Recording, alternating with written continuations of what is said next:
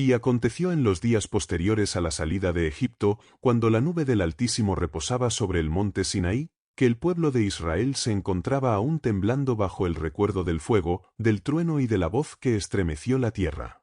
Allí, en medio del desierto, fue levantado el tabernáculo, la tienda del testimonio, obra hecha con manos de hombres pero inspirada por el Espíritu del Dios viviente.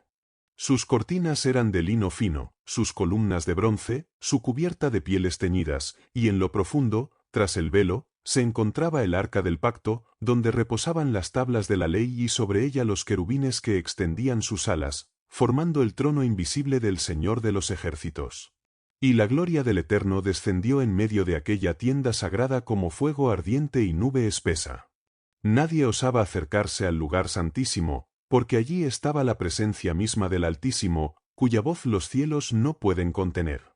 Israel permanecía expectante, reunido alrededor de aquel santuario portátil, como un ejército que aguarda la orden de su capitán.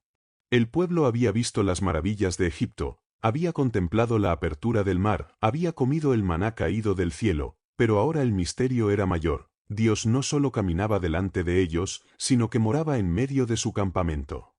Entonces, desde el tabernáculo recién erigido, el Señor habló. No lo hizo desde las alturas del Sinaí, ni en la tormenta ni en el relámpago, sino desde la tienda del encuentro, para mostrar que desde aquel día su voz se oiría en medio de su pueblo. Y dijo: Este es el camino por el cual podréis acercaros a mí sin perecer. Porque yo soy santo, y vosotros sois pueblo escogido, pero la iniquidad está en vosotros, y quien se acerque sin santidad será consumido por mi fuego. Israel escuchaba, y el temor se mezclaba con asombro. Porque el Dios que los libró con brazo fuerte, ahora hablaba como un rey que establece las leyes de su reino. Cada palabra que salía del lugar santísimo era como espada que dividía lo puro de lo impuro, lo santo de lo profano, la vida de la muerte. Y mientras la multitud permanecía expectante, Moisés se acercaba a la entrada de la tienda, como mediador entre el Altísimo y el pueblo, y recibía de labios divinos los decretos que habrían de regir a la nación.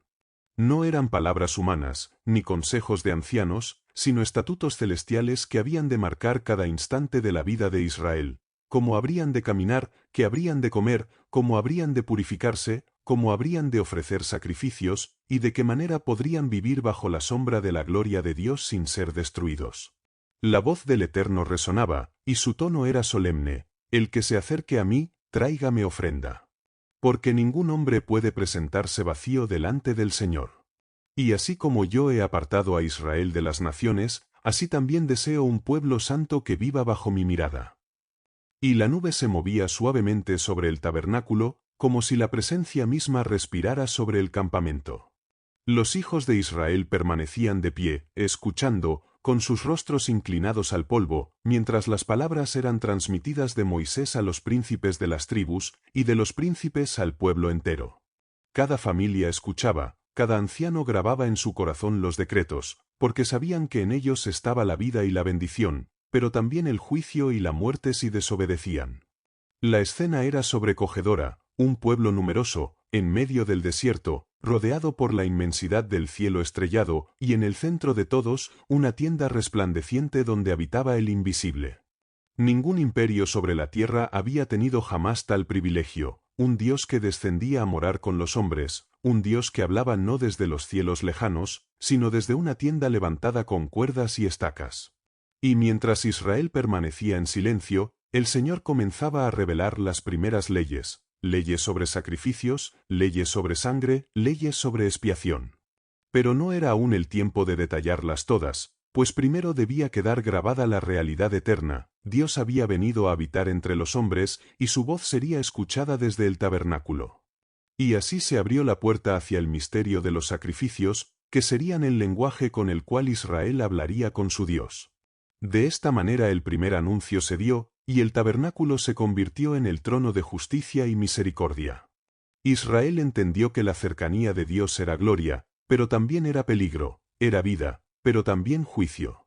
Solo a través de los ritos que el Altísimo establecería podrían mantenerse en pie delante de él. Y así, mientras la nube ardía en lo alto del santuario y el pueblo aguardaba, comenzó la revelación de los sacrificios santos, por los cuales los hombres de barro podrían alzar sus ojos hacia el Dios eterno sin ser destruidos. Y habló el Señor desde el tabernáculo, diciendo a Moisés: Dile a los hijos de Israel: Cuando alguno de entre vosotros traiga ofrenda al Señor, hacedlo conforme al orden que yo establezco. Porque no todo sacrificio me es aceptable, ni toda ofrenda sube como aroma grato a mi presencia. Solo aquello que yo ordene será recibido, y lo demás será rechazado. Entonces fueron reveladas las leyes del sacrificio, las cuales marcarían la vida entera de la nación. Porque Israel había visto la gloria en el Sinaí, pero ahora debía aprender a vivir bajo la sombra de esa gloria. Y el Señor mostró un camino de acercamiento, no por la osadía del hombre, sino por el sacrificio que él mismo había preparado. El primero fue el holocausto, el sacrificio entero consumido por el fuego. El hombre debía traer de su rebaño un animal sin defecto, un macho perfecto, y presentarlo ante el altar. Allí, el oferente ponía su mano sobre la cabeza de la víctima, y el animal se convertía en sustituto de su vida. El sacerdote lo degollaba, y su sangre era derramada alrededor del altar, porque sin derramamiento de sangre no hay perdón. Luego, el cuerpo era partido y puesto en el fuego hasta consumirse por completo, y su humo ascendía como señal de entrega absoluta. Era el sacrificio que decía: todo lo que soy, todo lo que tengo, lo entrego al Dios viviente. Después fue establecido la ofrenda de cereal, hecha de flor de harina, amasada con aceite y perfumada con incienso. Era la ofrenda de gratitud, el reconocimiento de que todo pan viene de Dios, que la vida del hombre depende del fruto de la tierra. Y aunque no había sangre en ella, era símbolo de consagración, porque el grano molido y ofrecido al fuego mostraba la entrega del trabajo humano bajo las manos del Altísimo. El Señor también instituyó la ofrenda de paz, o sacrificio de comunión. Allí el adorador traía un animal, y parte era ofrecida en el altar, parte era dada al sacerdote, y parte era comida por el mismo oferente y su familia. Era un banquete sagrado en la presencia del Señor, un pacto de amistad, un recordatorio de que Israel no solo tenía un Dios temible, sino un Padre que deseaba compartir su mesa con sus hijos. El humo subía al cielo, mientras las familias comían juntas lo que había sido consagrado, y en aquel acto entendían que Dios era el anfitrión invisible que moraba en medio de ellos. Pero porque el pecado habitaba aún en el corazón del hombre, el Señor instituyó el sacrificio por el pecado. Allí, cuando alguno quebrantaba los mandamientos del Señor, debía llevar un animal al altar, y el sacerdote rociaba la sangre delante del velo, sobre los cuernos del altar del incienso, y derramaba el resto a los pies del altar del holocausto. Era la señal de expiación, el precio de la culpa que caía sobre una víctima inocente. Cada gota de sangre derramada clamaba: el justo muere por el injusto. A esto se añadía el sacrificio por la culpa, distinto al anterior porque exigía reparación. Si alguno había dañado al prójimo, debía no solo ofrecer un animal en expiación, sino devolver lo robado, lo perdido o lo quebrantado, añadiendo más de lo quitado. Porque el Dios de Israel no solo demandaba santidad hacia él, sino justicia hacia los hombres. Ningún sacrificio era completo si no se reparaba el mal cometido, porque la comunión con el Altísimo exige también rectitud con el hermano. Así fueron instituidos los 5 sacrificios santos: el holocausto, la ofrenda de cereal, la ofrenda de paz, el sacrificio por el pecado y el sacrificio por la culpa. Cada uno era una puerta abierta hacia el cielo, cada uno un recordatorio de la distancia entre lo santo y lo profano, pero también del camino que Dios había trazado para acercar a su pueblo a su presencia. Israel aprendió que el altar era fuego devorador, pero también era lugar de encuentro. El humo que ascendía cada día hablaba de un pueblo que buscaba a su Dios, y de un Dios que no había apartado su rostro de ellos. Y aunque los sacrificios eran muchos, cada ofrenda tenía su voz, cada sangre derramada proclamaba que el pecado es mortal, y que la vida solo puede sostenerse bajo el pacto de sangre. El pueblo miraba los sacrificios con temor, pero también con esperanza. Porque cada día, desde el amanecer hasta la tarde, el altar ardía y el humo subía, como si el cielo respirara el aroma del sacrificio. Y comprendieron que aquel fuego no debía apagarse jamás, porque mientras el altar ardiera, la presencia de Dios permanecería en medio de ellos. Así fueron establecidas las normas eternas para los sacrificios. Y mientras Israel aprendía a caminar bajo esta ley, el Señor se preparaba para revelar el siguiente misterio: el sacerdocio, la orden que debía guardar los ritos santos y llevar en sus manos el ministerio del altar. Porque no todo hombre podía acercarse a encender el fuego o derramar la sangre, sino solo aquellos apartados por el mismo Dios. Y así, desde el altar encendido, la narración se encaminaba hacia el día solemne en que Aarón y sus hijos serían apartados como sacerdotes, para ministrar en nombre de todo Israel ante el Dios santo que habitaba en medio de ellos. Y el Señor habló a Moisés, diciendo: Aparta a Aarón y a sus hijos de en medio de los hijos de Israel, porque los he escogido para servirme en el ministerio del altar. Ellos serán sacerdotes para siempre, y sus manos estarán llenas de mi servicio. A través de ellos recibiré los sacrificios del pueblo, y sus labios guardarán mi conocimiento. Así sabrán todas las generaciones que nadie se acerca a mí sin mediador, y que yo he establecido a los hijos de Aarón como ministros de mi santuario. Entonces Moisés convocó a toda la congregación a la entrada del tabernáculo.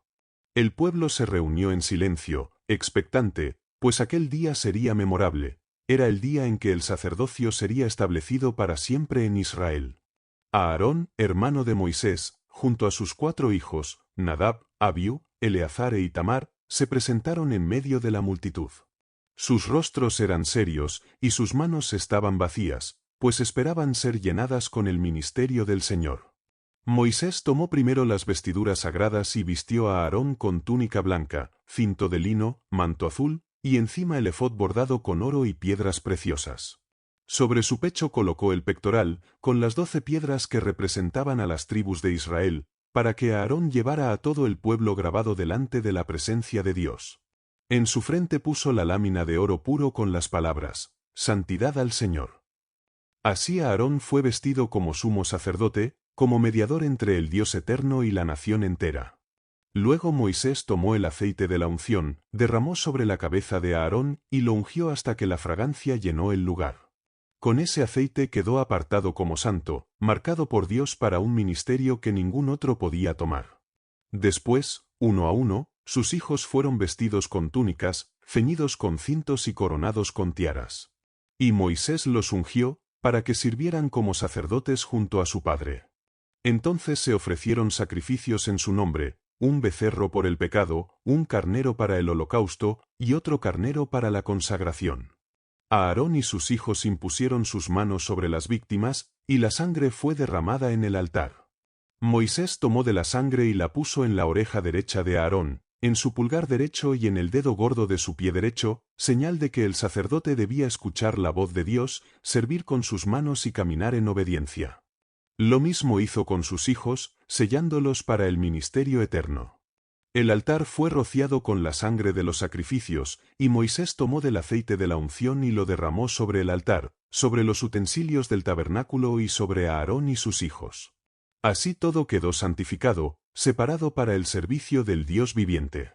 Y el pueblo miraba en silencio, entendiendo que ese día Dios estaba estableciendo un pacto eterno, que de los lomos de Aarón saldría la línea sacerdotal que ministraría delante del Señor. Pasaron 7 días de consagración, en los que Aarón y sus hijos permanecieron a la puerta del tabernáculo, sin apartarse, obedeciendo al mandato de Moisés.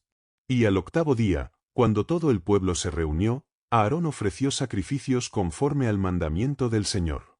Entonces, mientras los holocaustos ardían sobre el altar, la gloria del Señor descendió en medio de todos.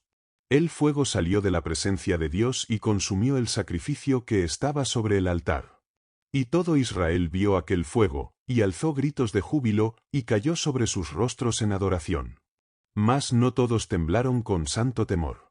Nadab y Abiú, hijos de Aarón, embriagados en su arrogancia, tomaron incensarios y ofrecieron delante del Señor fuego extraño, que él no había mandado. No aguardaron las instrucciones de su padre, ni temieron al Dios que habitaba en el tabernáculo, sino que osaron traer su propio fuego, su propia invención, delante del Altísimo. Entonces el fuego del Señor salió de su presencia y los consumió en un instante. Allí cayeron muertos, en presencia de su padre Aarón y de todo el pueblo. Y Moisés dijo a Aarón: Esto es lo que habló el Señor, diciendo: En los que a mí se acercan me santificaré, y en presencia de todo el pueblo seré glorificado. Y Aarón guardó silencio, aunque su corazón estaba quebrantado por el juicio que había alcanzado a sus hijos. La congregación entera quedó sobrecogida. Habían visto el fuego de aprobación consumir el sacrificio, y en el mismo día vieron el fuego de juicio devorar a los sacerdotes desobedientes. Así comprendieron que el ministerio del altar no era un juego, ni un lugar de invención humana, sino un oficio santo en el que cada acto debía hacerse conforme al mandamiento del Altísimo. Desde aquel día Israel supo que el Dios que habita en medio de ellos es fuego consumidor.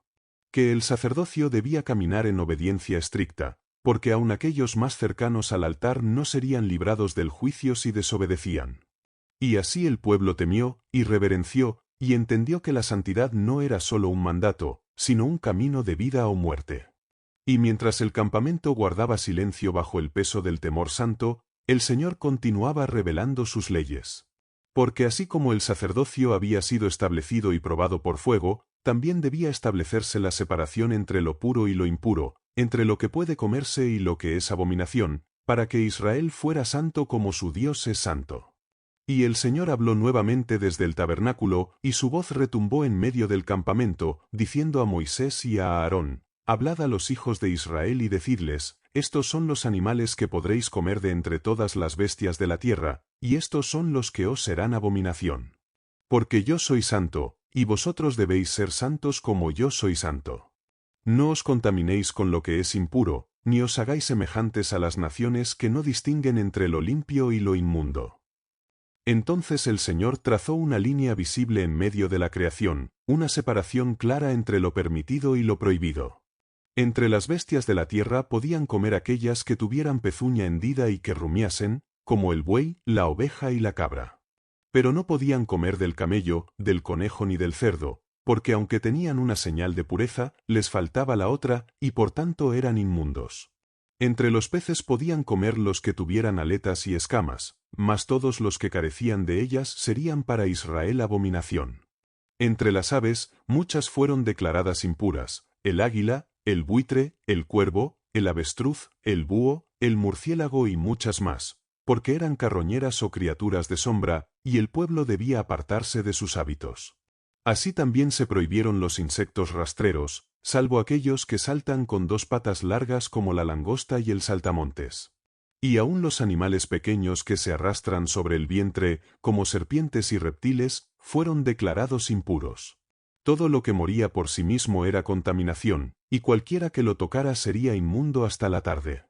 Estas leyes no fueron dadas por capricho, sino para que Israel aprendiera que la vida no era neutra, sino marcada por lo santo y lo profano. Que aun en lo cotidiano, en lo que entra por la boca y lo que toca la mano, había un llamado a ser diferentes. Porque mientras las naciones comían sin discernimiento, Israel debía aprender a discernir en todo. Así, cada alimento, cada banquete, cada contacto con lo limpio o lo inmundo, se convertía en un recordatorio de que Dios los había separado del mundo para sí mismo.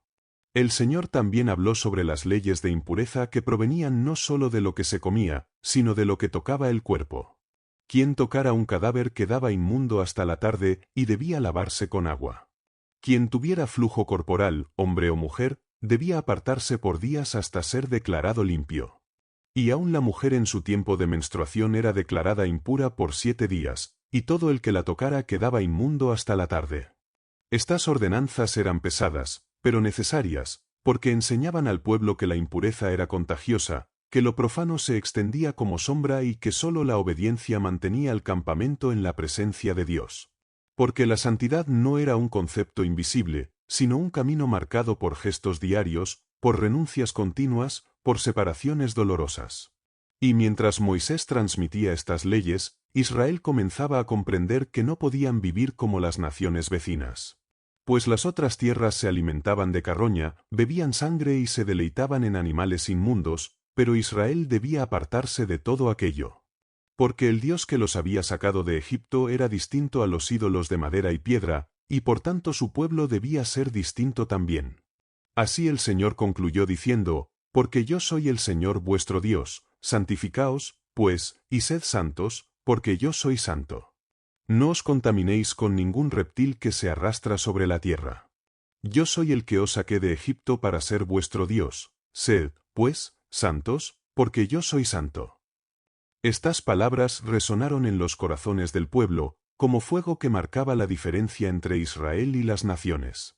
Cada comida, cada gesto de limpieza, cada acto de abstinencia se convertía en recordatorio de su llamado. Ya no eran esclavos de Egipto, ni imitadores de Canaán, sino un pueblo escogido, separado y comprado para Dios. Y aunque las leyes parecían duras, Israel comenzó a entender que eran un cerco de protección. Porque al obedecer, se mantenían bajo el favor del Altísimo, y al desobedecer, caían bajo la impureza que los apartaba de la presencia divina. Así el pueblo vivía en tensión diaria, recordando que lo santo y lo profano no podían mezclarse. Mas no bastaba con saber qué comer o qué evitar. Porque la vida del hombre no solo se contamina con lo que toca o lo que ingiere, sino también con lo que habita en lo profundo de su ser. Y el Señor, que escudriña los corazones, se disponía a mostrar a Israel que aun las manchas del cuerpo necesitaban un rito de purificación más allá del simple baño, un sacrificio que declarara limpieza delante del Dios Santo. Y así, después de hablar sobre los animales puros e impuros, el Señor extendió su voz para ordenar las leyes de la purificación, mostrando cómo debía restaurarse lo contaminado y cómo el pueblo podía volver de lo inmundo a lo santo. Y habló el Señor desde el tabernáculo, y su voz se extendió como un viento que sacudía los campamentos, diciendo: Hijo de hombre, dile a mi pueblo que la santidad que he exigido en los sacrificios y en los alimentos se extiende también sobre sus cuerpos, sobre la carne que habitan y sobre la sangre que corre en sus venas. Porque yo habito en medio de un pueblo santo, y la impureza del hombre contamina lo que es mío. Así fueron dadas las leyes sobre la lepra, enfermedad que marcaba la piel con llagas y manchas, y que simbolizaba la corrupción del pecado en el cuerpo y en el alma. Cuando alguien era tocado por ella, debía apartarse del campamento, y su casa era examinada por el sacerdote. Si el mal crecía, el hombre quedaba declarado inmundo; si retrocedía, debía someterse a ritos de purificación para regresar a la comunidad.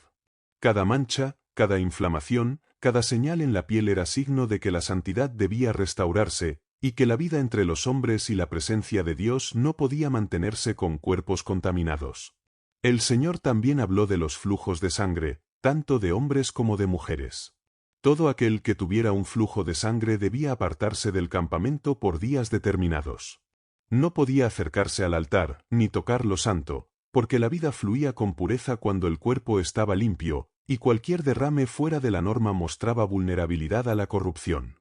La impureza no era castigo solamente, sino protección, porque el que permanecía en contacto con lo santo debía acercarse con pureza, y el que estaba contaminado debía esperar, lavarse y ofrecer la expiación prescrita. Y el Señor dijo: quien toque un cadáver, sea de su padre o de su hermano, o cualquier resto de muerte, quedará inmundo 7 días. Lavará sus vestiduras, se purificará con agua, y al 7º día será declarado limpio. Así se apartará la impureza de su pueblo, y la santidad será preservada en medio de ellos.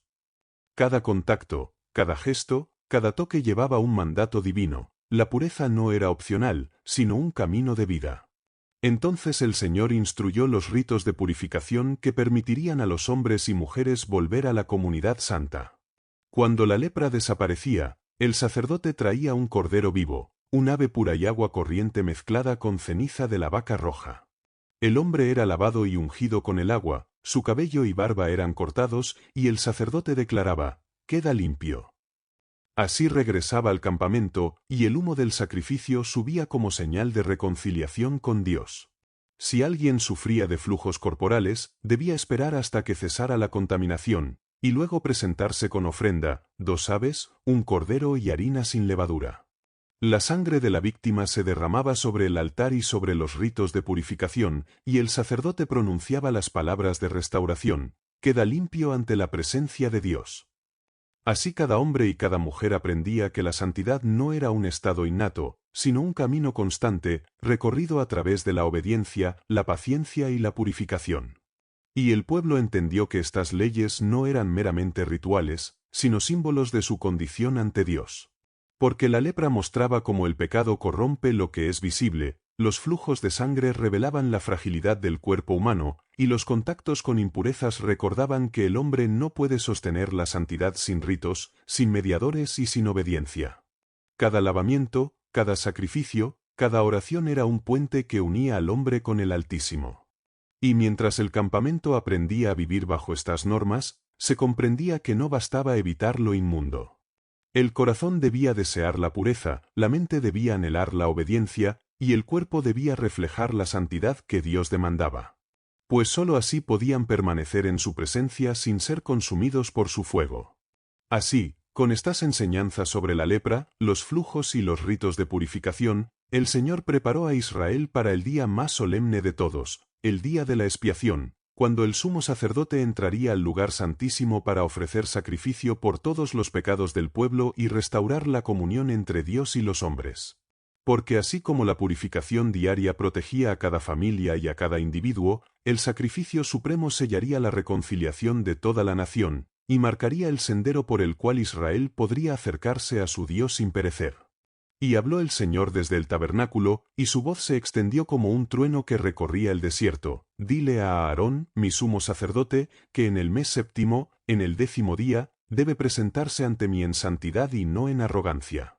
Porque aquel día es mío, un día de expiación, un día en que los pecados de todo Israel serán llevados lejos, y la comunidad será purificada para morar en mi presencia. Así se ordenó el día más solemne de todos los tiempos, un día que ningún hombre olvidaría, y en el cual la santidad de Dios se haría visible ante la nación entera.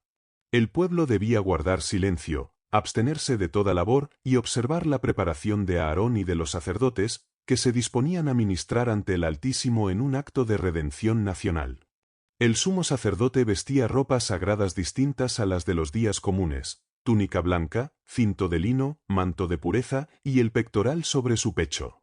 Pero al entrar al lugar santísimo, dejaba fuera todo lujo y belleza, y sólo con lino puro se presentaba ante la gloria de Dios. No podía entrar con arrogancia, ni con deseos personales, cada paso era guiado por el temor reverente y la obediencia exacta a las instrucciones de Moisés. Primero ofrecía un sacrificio por sus propios pecados y los de su casa, para purificarse y no llevar la culpa sobre todo el pueblo. Luego, tomaba 2 machos cabríos, uno para el sacrificio y otro para el expiatorio. Sobre este último colocaba sus manos y pronunciaba palabras de confesión: todos los pecados, transgresiones e iniquidades de los hijos de Israel, que se han apartado de tu camino, sean puestos sobre este macho cabrío. Llévatelos al desierto y déjalo ir lejos de tu pueblo.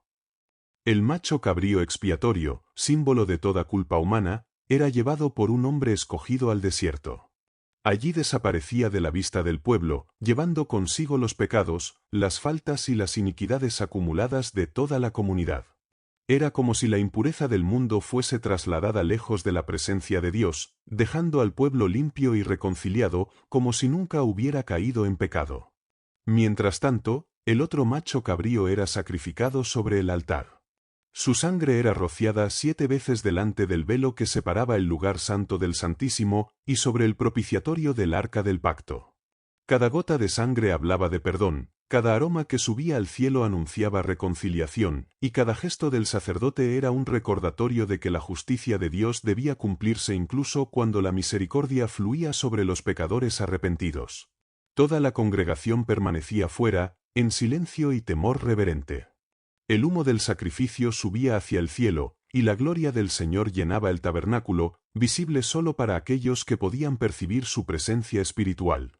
Israel comprendía que aquel día no era solo ritual, sino el punto culminante de su comunión con Dios. Mientras los pecados fueran cargados sobre el macho cabrío expiatorio y la sangre derramada sobre el altar, la nación podía vivir nuevamente bajo la mirada del Eterno sin ser consumida por su santidad.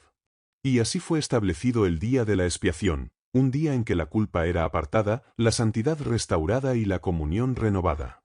No era un acto individual, sino nacional, un misterio que unía a cada familia, a cada tribu y a toda la nación bajo el juicio y la misericordia de Dios.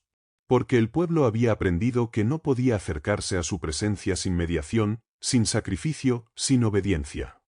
Desde aquel día, Israel observó cada año este tiempo sagrado, recordando que la limpieza no era solo exterior, sino espiritual, que el pecado debía reconocerse y cargarse simbólicamente sobre el expiatorio, y que la santidad de Dios exigía separación de todo lo profano. Y mientras el humo ascendía y los sacerdotes salían del lugar santísimo, todo Israel comprendía que la gracia de Dios se manifestaba en medio de su santidad, que la reconciliación era posible y que el camino de obediencia seguía delante de ellos. Y así, mientras el pueblo recogía el altar y los sacrificios, y los machos cabríos se perdían en el desierto, la historia de la expiación se convertía en símbolo eterno, un Dios que juzga, pero que también perdona, un pueblo que cae, pero que puede levantarse, un altar donde la sangre limpia, y un macho cabrío que carga todo lo que los hombres no pueden sostener por sí mismos. Y el Señor habló desde el tabernáculo, y su voz descendió como un torrente que recorría los campamentos de Israel. Hijos míos, escuchad y guardad mis mandamientos, porque la santidad que habéis visto en el altar, en los sacrificios y en el día de la expiación no es sólo para los momentos solemnes, sino para cada instante de vuestra vida. Todo lo que coméis, todo lo que tocáis, todo lo que decís y hacéis debe reflejar mi santidad. Porque yo soy santo, y os he apartado para que seáis diferentes de las naciones que os rodean. Así comenzó la enseñanza sobre la santidad cotidiana, esa que debía permear cada gesto y cada elección del pueblo. Y el Señor habló primero sobre la sangre, que es la vida del ser humano y del animal. Ningún israelita debía consumir sangre de criatura alguna, porque la vida pertenece a Dios.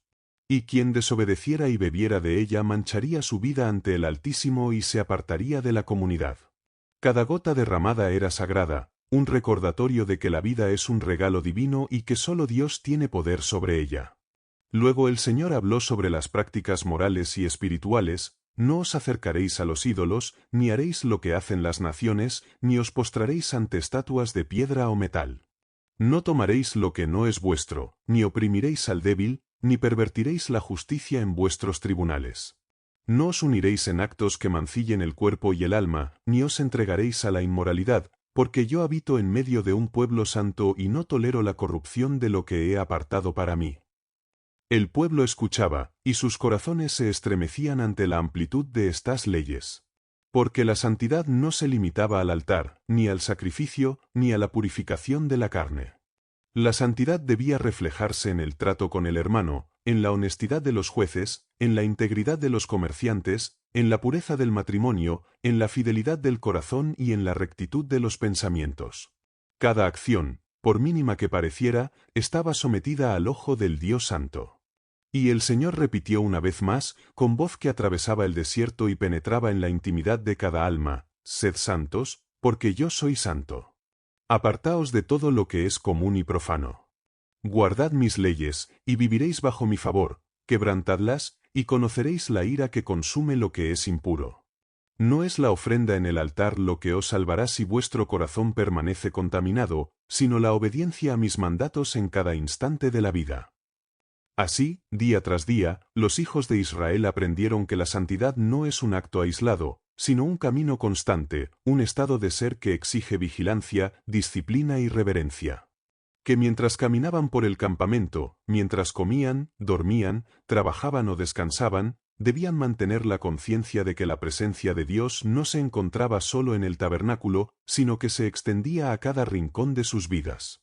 El pueblo comprendió que la santidad también requería justicia: cuidar del huérfano y de la viuda, no robar ni engañar, respetar al vecino, honrar la palabra dada y proteger la vida y la dignidad de todo ser humano.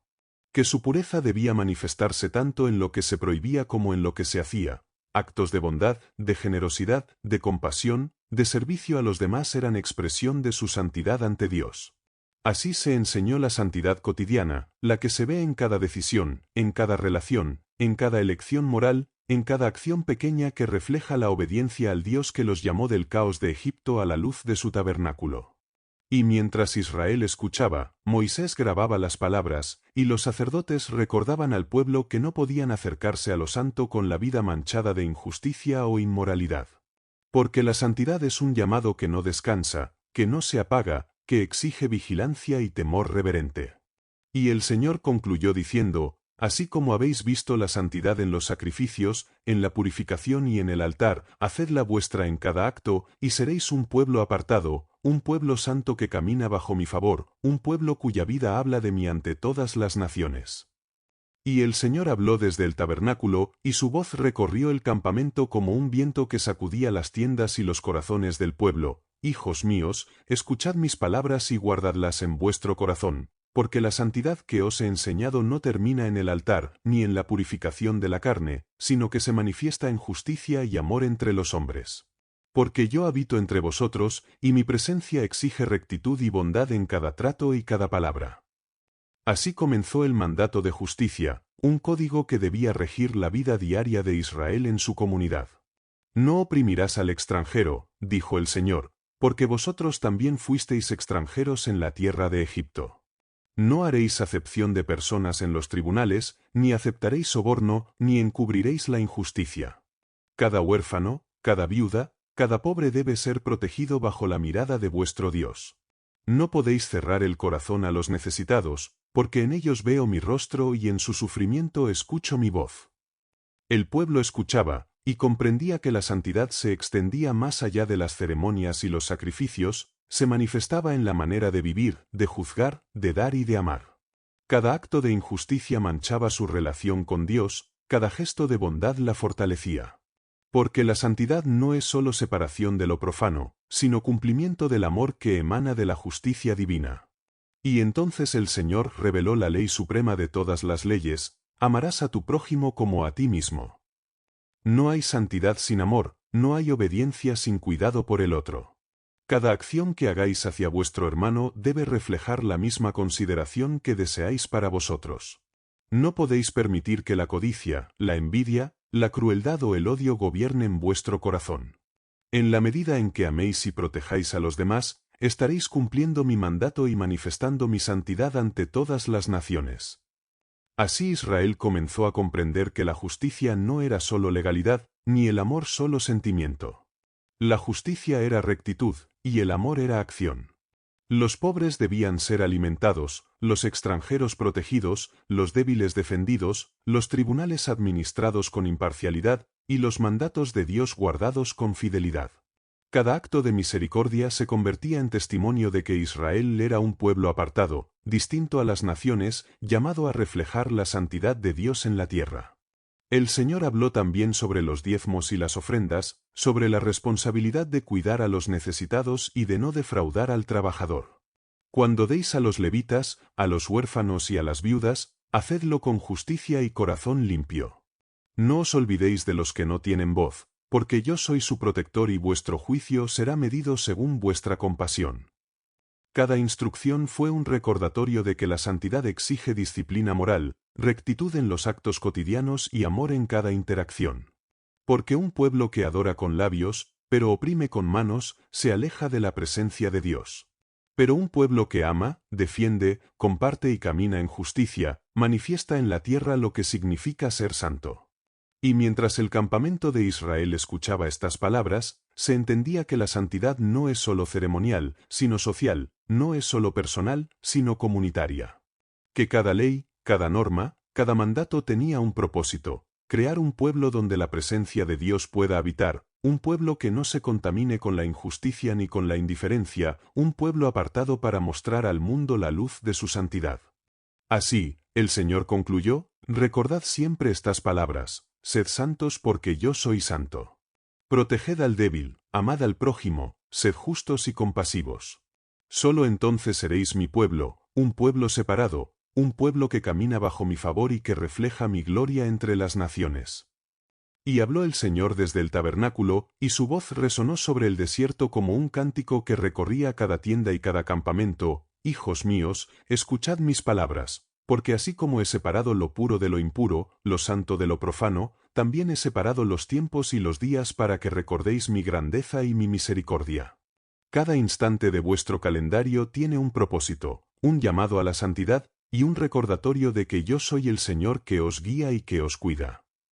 Así enseñó el Señor a Israel sobre las fiestas sagradas, cada una con su peso, su significado y su ritual.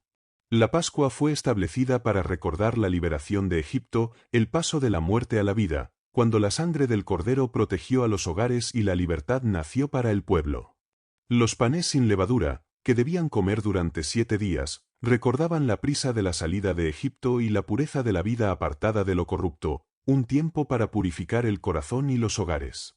Luego, habló sobre Pentecostés, la fiesta de las primicias, cuando los primeros frutos de la tierra eran presentados ante Dios como señal de gratitud y dependencia. Era un momento de reconocimiento de que la prosperidad, la cosecha y la vida misma provenían del Altísimo, y que cada bendición debía ser compartida con los levitas, los huérfanos y los extranjeros, porque la santidad exige justicia y cuidado. Y así, el Señor habló de las trompetas, del día solemne que anunciaba el inicio de un tiempo de reflexión y arrepentimiento, un llamado a preparar los corazones para la expiación y la reconciliación. El día de la expiación, que ya habían experimentado, se reiteraba cada año como cumbre de la santidad, cuando todo Israel debía mirar sus vidas, confesar sus faltas y purificarse de todo pecado, cargando simbólicamente sus culpas sobre el macho cabrío expiatorio. Luego, las instrucciones se dirigieron a la fiesta de los tabernáculos, 7 días de celebración en los que el pueblo habitaba en cabañas temporales, recordando los 40 años de peregrinación por el desierto y aprendiendo la dependencia de Dios para cada provisión. Era un tiempo de alegría, de agradecimiento y de reconocimiento de que su Dios los había guiado y guardado a través de cada prueba y dificultad. Y no solo los días y las fiestas, sino los años mismos estaban marcados por la santidad. Cada 7º año debía ser un año sabático, un tiempo de descanso para la tierra, para los siervos y para los animales, recordando que toda creación pertenece a Dios y que Él provee incluso cuando el hombre se abstiene de trabajar.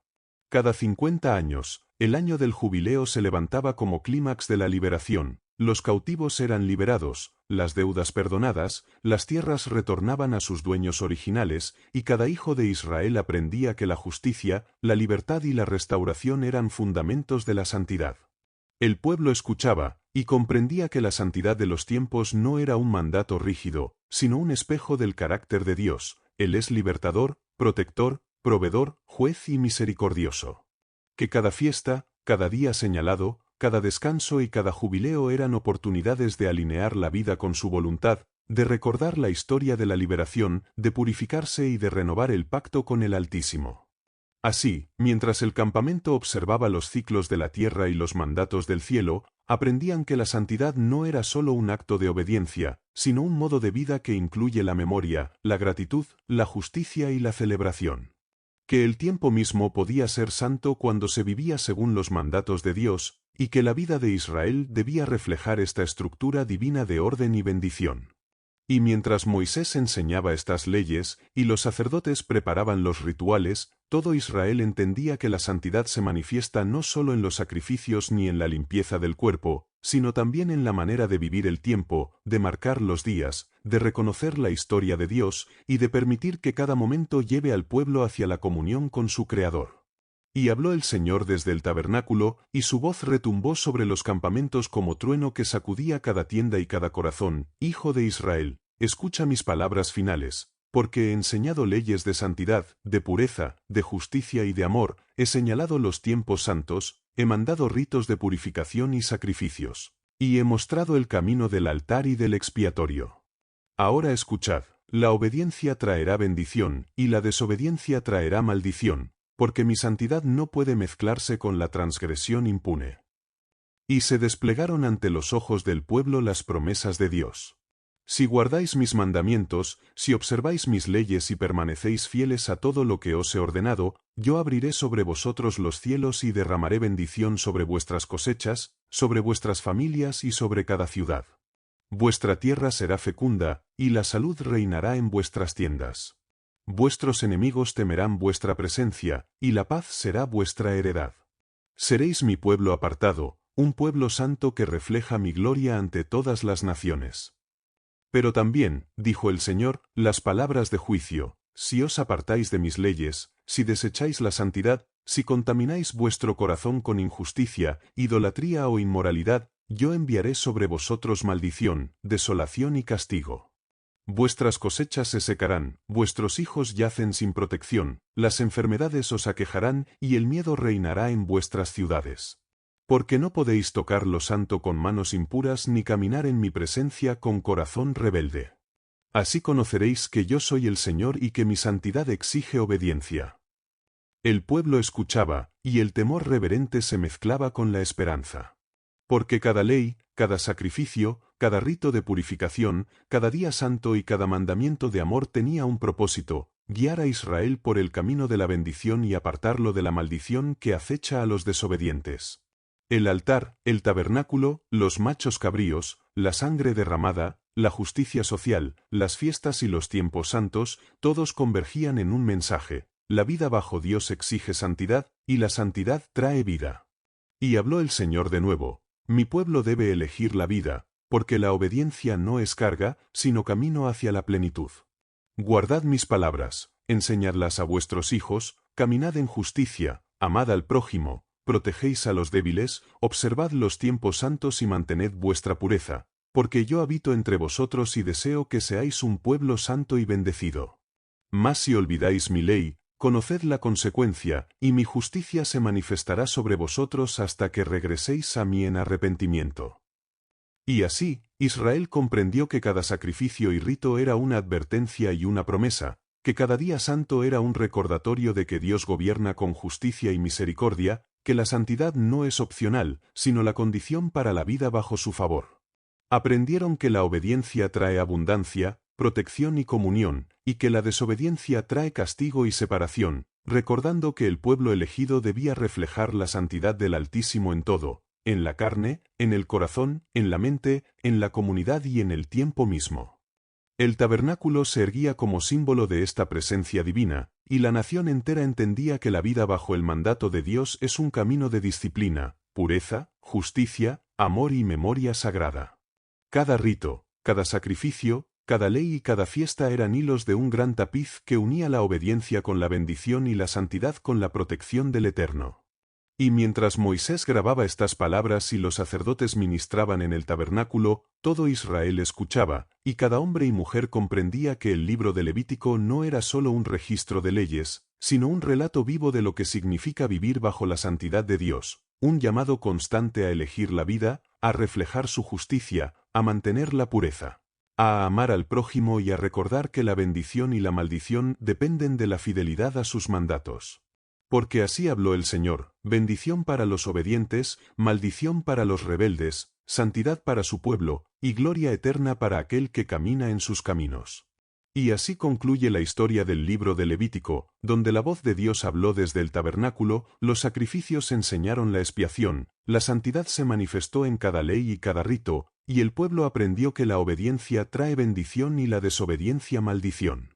Que cada página es un llamado a vivir en justicia, pureza y amor, recordando siempre que el Eterno habita entre los suyos y que su santidad exige entrega total.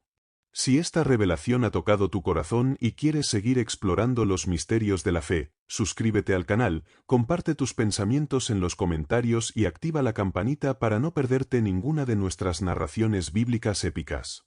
Porque cada historia de la Escritura merece ser escuchada, comprendida y vivida, y tú puedes acompañarnos en este viaje por la santidad, la justicia y la gloria de Dios.